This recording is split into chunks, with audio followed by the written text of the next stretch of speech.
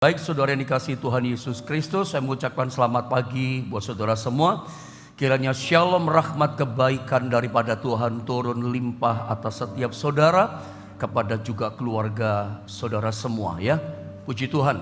Pagi hari ini saya masih berbagi dengan saudara sebuah pengajaran firman Allah yang menjadi kelanjutan dari firman Tuhan yang kemarin saudara ya.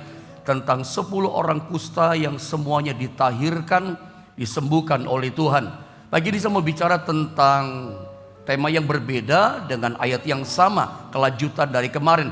Jadi harapan saya bagi saudara yang belum mendengar firman Tuhan kemarin, ikuti doa bagi firman Tuhan yang kemarin, untuk saudara utuh bisa menerima berkat firman Tuhan yang diberitakan pada pagi ini. Pagi ini tema firman Tuhan saya berikan judul umat yang tahu mengucap syukur saudara ya. Kembali tentunya kita baca secara utuh lengkap, baca ayatnya. Lukas pasal 17, kita kembali baca ayat 11 sampai dengan ayatnya yang ke-19 saudara ya. Mari saya baca ayat 11, lanjutkan 12, nanti 19-nya sama-sama. Lukas 17 ayat 11 begini kata firman Allah. Dalam perjalanannya ke Yerusalem, Yesus menyusur perbatasan Samaria dan Galilea. 12. Ketika ia memasuki suatu desa, datanglah 10 orang kusta menemui dia. Mereka tinggal berdiri agak jauh. Ayat 13, dan berteriak, Yesus Guru, kasihanilah kami. 14. Lalu ia memandang mereka dan berkata, pergilah, perlihatkanlah dirimu kepada imam-imam. Dan sementara mereka di tengah jalan, mereka menjadi tahir. Ayat 15 ya.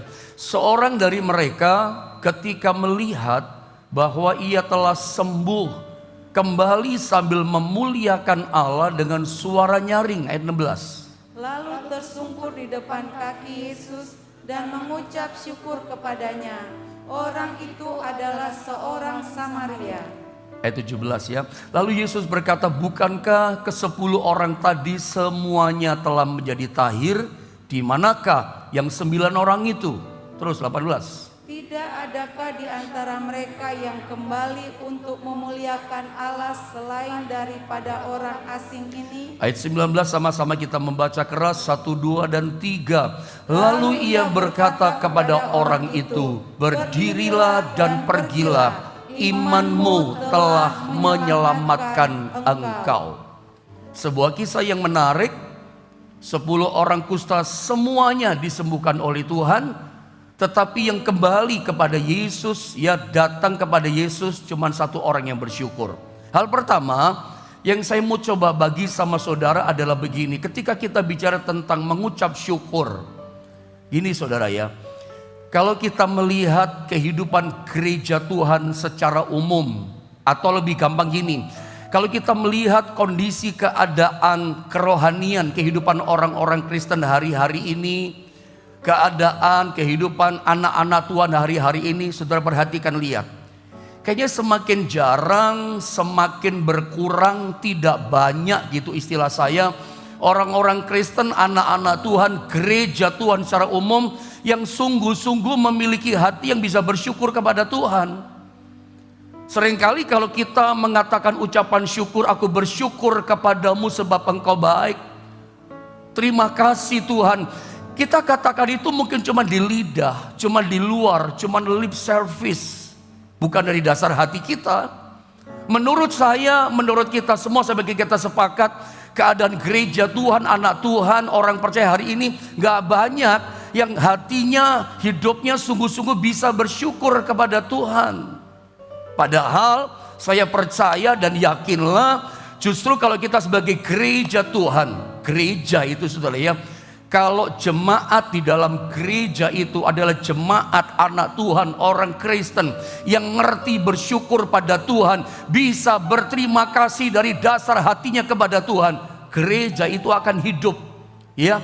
Gereja itu akan diberkati Tuhan, gereja itu akan disertai Tuhan. Kenapa? Sebab gereja itu jemaat di dalamnya tahu berterima kasih. Coba bayangkan kalau itu terjadi pada keluarga kita. Kalau kita punya rumah tangga, suami, istri, orang tua, anak, semua anggota keluarga kita adalah masing-masing anggota keluarga yang tahu berterima kasih, bisa bersyukur, membalas segala kebaikan Tuhan.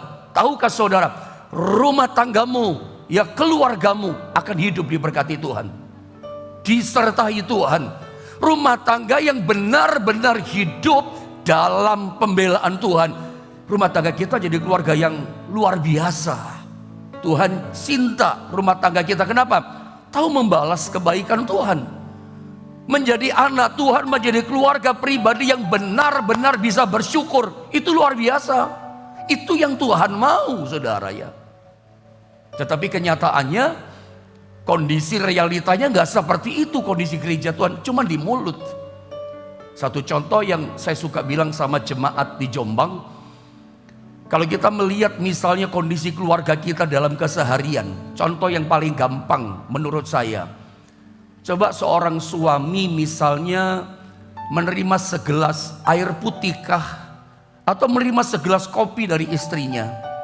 Coba perhatikan, ada gak di antara kita suami berkata kepada istri kita, "Ma, terima kasih buat segelas air putihnya. Ma, terima kasih buat segelas kopi yang panas, yang enak, yang mama beri kepada papa." Ada gak di antara kita suami misalnya menerima sesuatu air putih dari istri kita berkata, "Ma, terima kasih ya"? Mungkin ada, tapi gak banyak. Kenapa? Suami jarang bahkan tidak mengatakan terima kasih kepada istrinya. Kita biasanya seorang suami menganggap apa yang istri kita berikan kepada kita itu kewajibannya dia, Pak. Kewajiban istri itu, Pak, melayani suami. Kita menganggap apa yang istri kita kerjakan itu adalah hal yang biasa. Ini yang saya sebut seni kehidupan mengucap syukur, seni kehidupan berterima kasih mulai pudar. Kalau Anda tahu, mulai hilang, mulai terkikis dari kehidupan umat manusia, masuk dalam keluarga sampai kehidupan kepada Tuhan. Perhatikan anak-anak kita, lihat anak kita dalam realita. Ada nggak anak kita berterima kasih kepada kita orang tua? "Pak, terima kasih ya Pak, Papa sudah sekolahin saya, Papa biayain saya sampai saya lulus sekolah jadi sarjana." Kira-kira ada nggak ya anak kita yang uhau kayak gini? "Kamu siapa? Siapa?" Terima kasih sama orang tua. Ada nggak? Karena anak seringkali menganggap biasa, "Pak Pendeta, itu kan kewajiban papa saya sekolahkan saya." Ada nggak anak mengatakan terima kasih kepada mamanya? "Ma, terima kasih ya, mama udah kasih makan saya, besarkan saya tiap hari dengan makanan yang mama masak, yang mama belikan. Saya sehat, saya kuat. Terima kasih ma, buat semua yang mama sediakan buat saya." Ada nggak kira-kira seorang anak ya berterima kasih, mengucap syukur, menunjukkan baktinya kepada mamanya karena mama udah kasih makan tiap hari? Ada, tapi jarang. Kenapa? Anak menganggap itu biasa. Itu kan kewajiban mama, pendeta. Mama memang harus melayani keluarga, melayani anak-anak. Tunggu dulu. Ini saya beri nama, ini saya sebut seni kehidupan mengucap syukur berterima kasih mulai terkikis. Kita menganggap semuanya angin lalu. Kita menganggap semuanya itu adalah biasa gitu. Jangan sampai kebaikan Tuhan yang diberikan kepada kita yang tak terbatas, yang tak terhitung, itu Anda anggap angin lalu. Ya, berkat Tuhan, kesembuhan dari Tuhan, nikmat, rahmat, anugerah, kasih karunia, keberuntungan yang Tuhan beri kepada kita, Anda anggap itu hal yang biasa. Kan dia Tuhan, kan saya anaknya, dia Bapa saya. Tunggu dulu. Ini saya sebut seni berterima kasih mulai hilang dalam kehidupan kita. Bukan hanya kepada sesama kita, sampai kepada urusan kepada Tuhan. Saya rindu lewat pengajaran firman Allah yang dilepaskan pada pagi ini, kembali itu rasa ucapan syukur kepada Tuhan. Kita menjadi anak Tuhan bukan hanya yang kemarin kita belajar bisa merespon kebaikan Tuhan, tapi kita menjadi anak-anak Tuhan yang tahu berterima kasih, tahu membalas kebaikan Tuhan. Jangan mudah melupakan kebaikan Tuhan. Tuhan sudah baik dalam kehidupan kita. Anda lihat contoh, ini realita ternyata terjadi dalam kehidupan 10 orang kusta. Coba Anda lihat gambar yang pertama ini. Ada 10 orang kusta dan ternyata semuanya 10-10-nya menjadi tahir dan sembuh. Kulitnya jadi kayak kulit bayi, kayak kulitnya Naaman begitu. Tetapi yang kembali kepada Tuhan, tersungkur di kaki Tuhan, ayat ini dikatakan mengucap syukur terima kasih kepada Tuhan, hanya 1 orang. Sampai di ayat yang ke-17, di ayat 18, mana yang lain? Coba saya baca ulang sedikit ayat ini ya, untuk dapat pemahaman yang baik. Dihidupkan jadi rema, perlu dibaca ini firman. Saya baca ulang di ayat 15 di Lukas 17 ya. Seorang dari mereka, itu orang Samaria ini ya, orang asing, ketika melihat bahwa ia telah sembuh, kembali kepada Yesus sambil memuliakan Allah dengan suara nyaring. 16, lalu tersungkur di depan kaki Yesus dan, perhatikan kalimat ini, mengucap syukur kepadanya.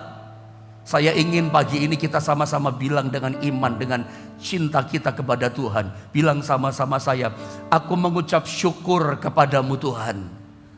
Coba bilang sama-sama saya, pagi ini aku mengucap syukur kepadamu Yesus.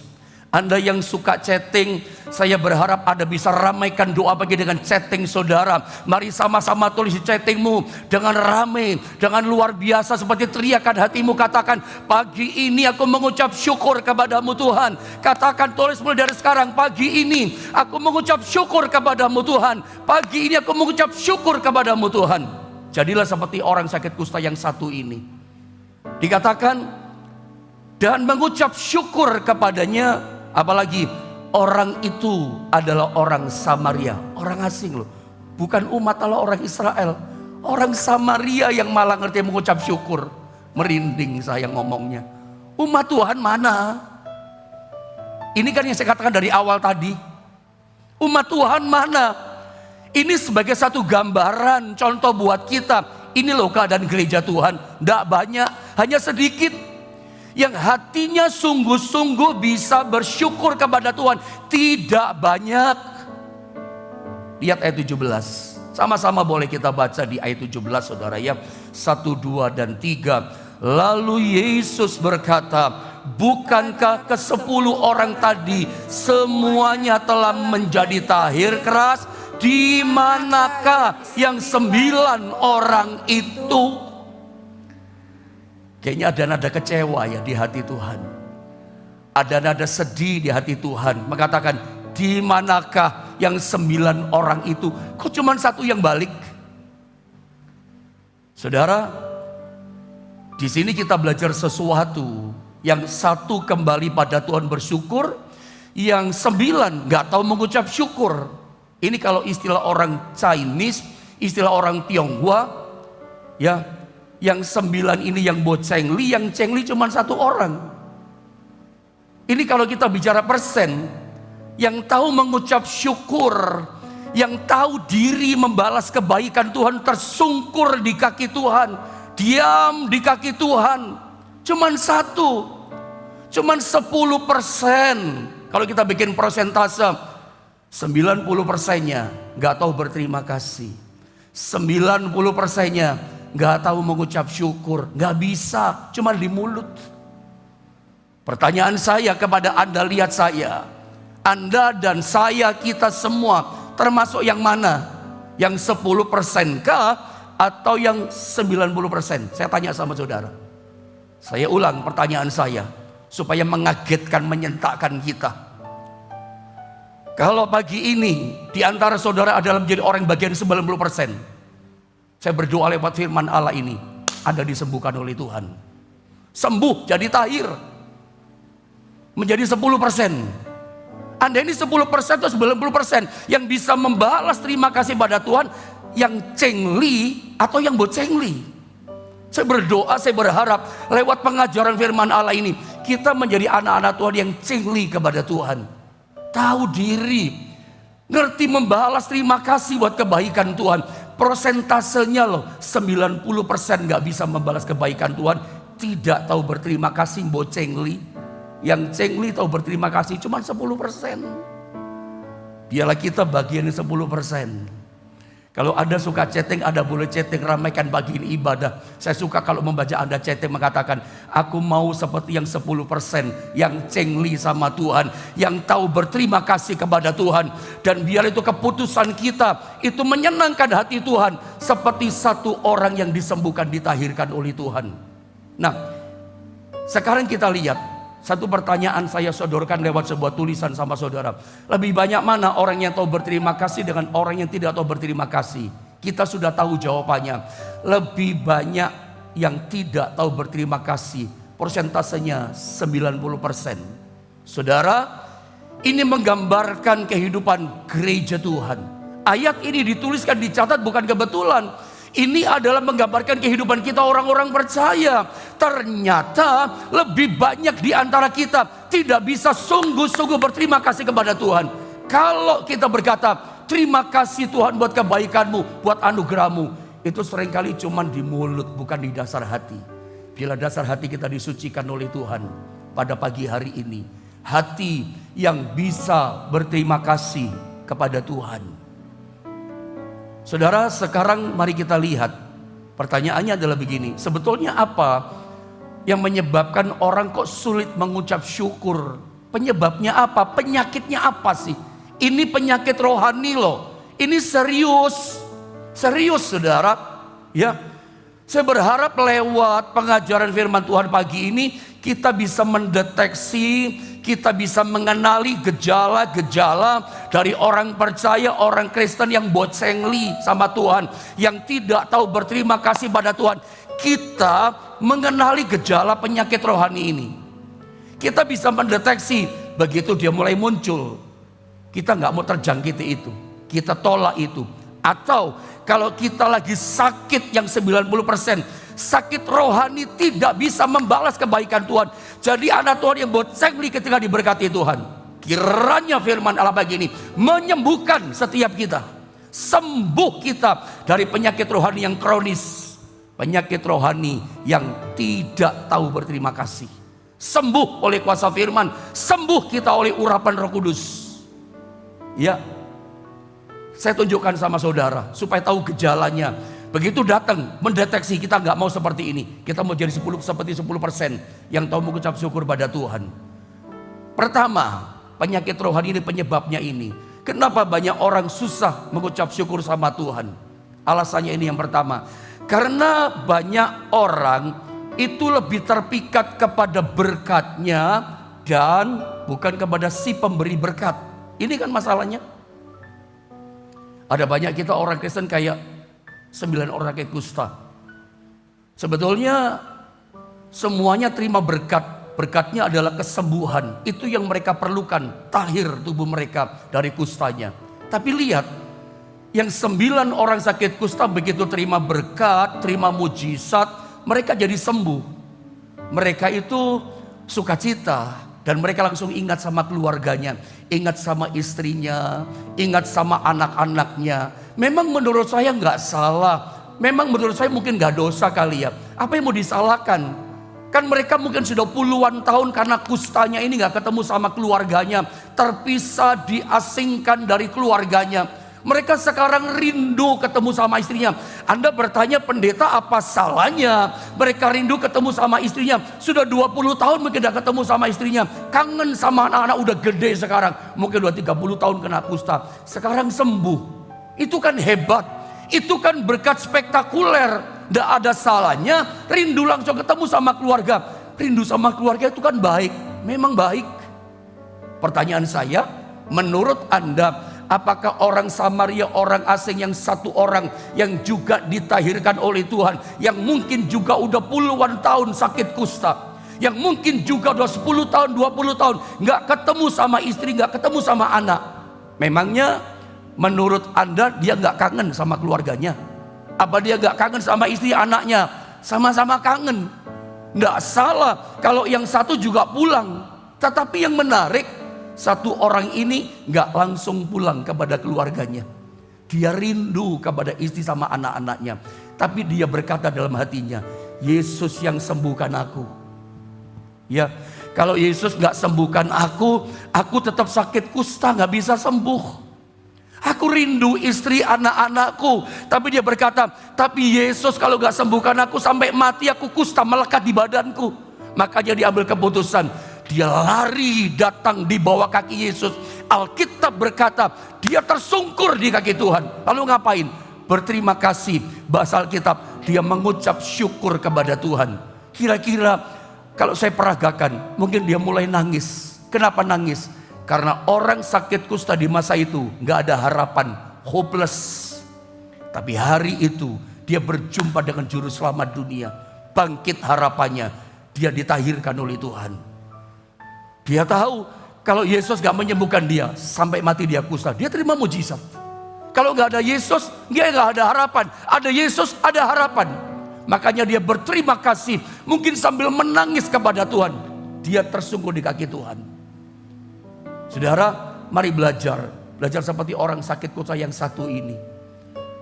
Kalau Anda diberkati sama Tuhan, ingat, jangan kita terpikat pada berkatnya. Maafkan saya, ini menjadi banyak pengalaman. Saya gembala, maafkan ya, kalau ini ada jemaat juga yang saya gembalakan. Tapi termasuk saudara semua, secara online juga saya gembalakan saudara setiap hari. Meskipun saya gak kenal saudara, kita gak pernah tatap muka, secara roh kita berjumpa tiap hari. Anda akrab dengan saya. Mungkin sekali waktu tertarik, satu kali saya mengurus satu acara majelis daerah, mempersiapkan hotel untuk hari ini kami mukerda. Saya datang satu hotel di Swiss Berlin di Surabaya. Saya kan memang terbiasa nggak pakai masker. Hari itu saya pakai masker, istri saya pakai masker, doa pagi pun pakai masker kan. Saya bertemu dengan seseorang saya nggak kenal, tiba-tiba dia berkata begini sama saya, ini Pak Yohanes, Pak Pendeta Yohanes Naftali. Betul Pak, kok Bapak kenal? Saya setiap hari doa pagi sama Bapak. Tapi kok Bapak tahu kan saya pakai masker, nggak gampang mengenali saya Pak. Dari istrinya Bapak, dari ibu katanya, karena istri saya kan pakai masker terus. Ternyata kami ngobrol, beliau adalah seorang hamba Tuhan dari Jakarta. Ya puji Tuhan, kami gak pernah kenal, tapi bagi saya perjumpaan yang luar biasa. Dengan sesama teman hamba Tuhan bisa kenal, dengan satu roh bisa ketemu loh saudara. Dunia ini sempit loh saya pikir. Makanya saya mau berkata kepada saudara, bukan hanya kepada jemaat yang saya gembalakan secara jasmani dengan mereka, Anda pun saya gembalakan. Kita ada ikatan roh. Sekali waktu pun kita pasti bisa berjumpa. Anda pun bisa datang ke gereja kami kalau ada kesempatan ke Jombang. Kami terbuka dengan senang hati. Ya, tapi dengarkan baik-baik saudara ya. Ini cerminan loh buat kita. Saya mau kasih nasihat sama saudara. Saya gembala banyak melihat gitu. Jemaat ketika usaha masih merintis, hidup masih susah. Maaf ya kata-kata saya gak saya tutup-tutupi. Sehingga saya gak dituntut sama Tuhan di sorga. Tuh masuk neraka, tinggalkan Tuhan. Lu ngomong ditutupin. Lu ngomong gak jelas, lu takut jemaat marah. Enggak, sekarang saya ngomong apa adanya. Gak ada hutang darah dalam hidupku sama kamu semua jemaat Tuhan. Banyak diantara jemaat Tuhan ketika masih susah, kerjaan miskin, setia sama Tuhan, rajin cari Tuhan. Iya kan? Tapi begitu diberkati sama Tuhan, sukses pekerjaannya, minggu mulai gak datang. Kok gak datang ibadah Pak? Kok gak datang ibadah? Maaf Pak Pendeta, Pak Gembala, minggu kemarin saya memang sengaja gak hadir. Soalnya saya cuci mobil Pak. Punya hobi baru kalau hari Minggu cuci mobil barunya. Minggu depan gak hadir lagi. Kok gak datang Pak? Iya Pak, minggu kemarin soalnya jalan-jalan Pak sama keluarga. Saya gak larang saudara jalan-jalan. Prioritaskan Tuhan. Anda mesti belajar kayak satu orang ini. Tahukah saudara, Alkitab katakan berkat Tuhan yang menjadikan kaya, susah payah tidak menambahinya. Kalau Anda gak disembuhkan Tuhan, Anda gak sembuh. Kalau Anda gak diberkati Tuhan, berkat gak turun sama saudara. Anda bisa kerja dengan keringatmu. Tapi begitu diberkati, banyak orang terpikat sama berkatnya. Anda mesti belajar dari Petrus. Kalau saudara baca dalam Lukas pasal yang ke-5 itu saudara ya. Di ayat yang ke-4, biar deh saya baca ayat ini agak panjang, tidak apa-apa ya. Supaya dapat sesuatu dari ayat ini saya baca ya. Setelah ia selesai berbicara, ia berkata kepada Simon, bertolaklah ke tempat yang dalam dan tebarkan jalamu untuk menangkap ikan. Petrus yang gagal, kerjanya gak dapat apa-apa. Yesus suruh, tebarkan jalamu sekarang. Lihat ayat yang ke-5. Simon menjawab, "Guru, telah sepanjang malam kami bekerja keras dan kami tidak menangkap apa-apa. Tetapi karena engkau menyuruhnya, aku akan menebarkan jala juga." Ayat yang ke-6. Dan setelah mereka melakukannya, mereka menangkap sejumlah besar ikan sehingga jala mereka mulai koyak. Kalau terjemahan lain hampir koyak, nggak sampai koyak. Berkat Tuhan terukur diberikan kepada kita. Lihat ayat yang ke-7, dikatakan apa? Lalu mereka memberi isyarat kepada teman-temannya di perahu yang lain, supaya mereka datang membantunya. Dan mereka itu datang. Lalu mereka bersama-sama mengisi berkat ya. Kedua perahu itu dengan ikan hingga hampir tenggelam. Berkatnya booming luar biasa. Berkat spektakuler, berkat yang memecahkan rekor karena kuasa mujizat Tuhan. Booming berkat. Saya berdoa pagi ini berkat yang booming memecahkan rekor yang belum terjadi. 4 bulan tersisa 2022, tidak mustahil Tuhan beri sama saudara. Yang tidak terpikirkan Tuhan kasih karena kepercayaan ketaatan kita kepada Tuhan. Lihat ayat yang ke-8. Ketika Simon Petrus melihat hal itu, lihat berkat yang booming, berkat yang besar yang dia nggak pernah pikirkan, berkat yang luar biasa. Saya percaya berkat model seperti ini itu ada dalam hidup kita, masih ada dalam hidup kita. Ketika Petrus lihat berkat ini, dia kagum memang, tapi kemudian ia tersungkur di depan Yesus, di kakinya, tersungkur kayak seorang sakit kusta tadi, dan berkata, "Tuhan, pergilah daripadaku karena aku ini orang berdosa." Ini kalau saya kalimatkan, ini kalimatnya sama kayak perkataan Daud seperti pujian. "Siapakah aku ini Tuhan, jadi biji matamu." Kadang kita cuma bisa nyanyi, tapi gak keluar dari dasar hati kita. Daud itu pernah menyanyi seperti itu. "Siapakah aku ini Tuhan, jadi biji matamu." Itu perkataan Daud. Seperti itu perkataan Petrus, "Tuhan, siapa aku ini Tuhan? Aku orang berdosa, tapi jadi biji matamu." Mengalami berkat kayak gini. Saya ini tiap kali ngomong seperti ini mau berkaca-kaca, saudara. Karena saya ini orang yang hampir sama dengan orang yang sakit kusta ini, sama dengan Petrus. Kegagalan ini, kesederhanaan, keterbatasan yang ada.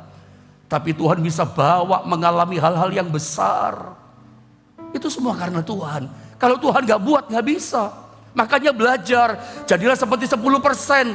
Jadilah seperti orang yang satu yang cengli sama Tuhan.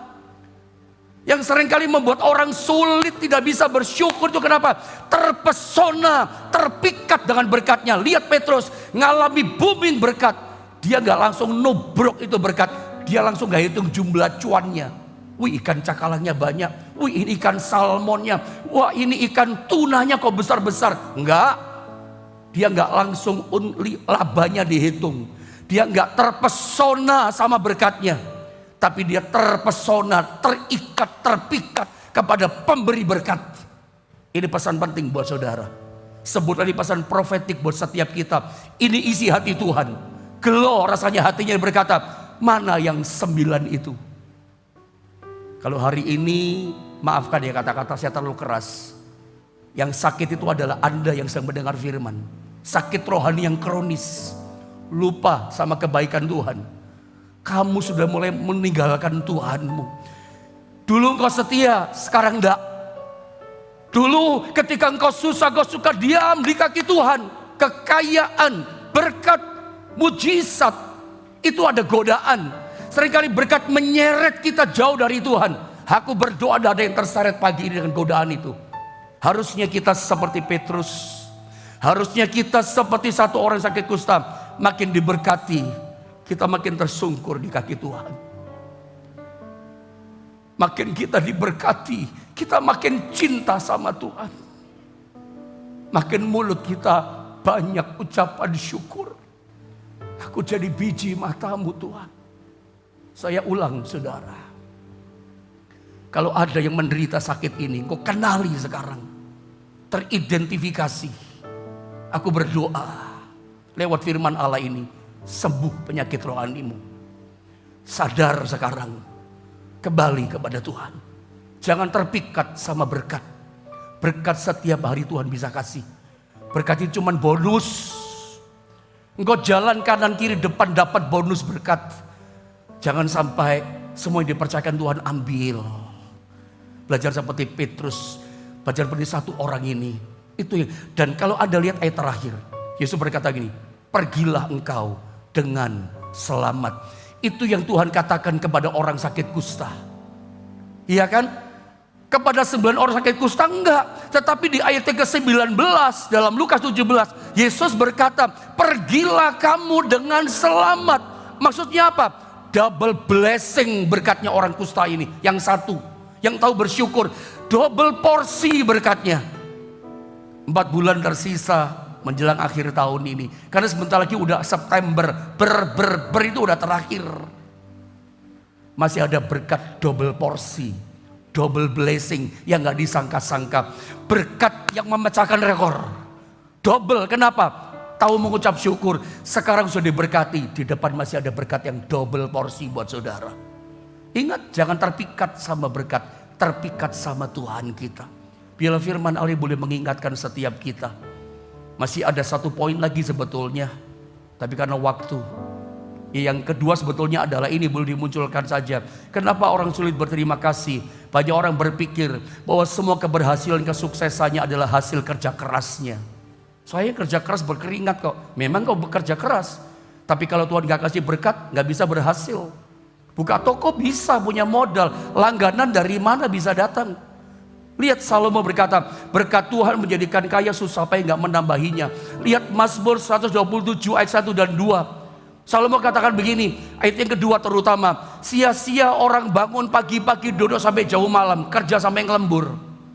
Ya, dan makan roti di perut dengan susah payah sebab ia memberikannya kepada orang yang dicintainya pada waktu tidur. Salomo itu orang terkaya di dunia, orang yang pantas ngomong ini. Salomo berkata apa? Percuma sia-sia orang lembur-lembur sampai jauh malam. Karena berkat rezeki, kekayaan, kesuksesan, mujizat, kesembuhan diberikan kepada orang yang dicintainya. Anda adalah orang yang dicintai Tuhan. Kenapa disayang, dicinta Tuhan? Suka diam di kaki Tuhan. Suka mengucap syukur. Terima kasih, aku jadi biji matamu Tuhan.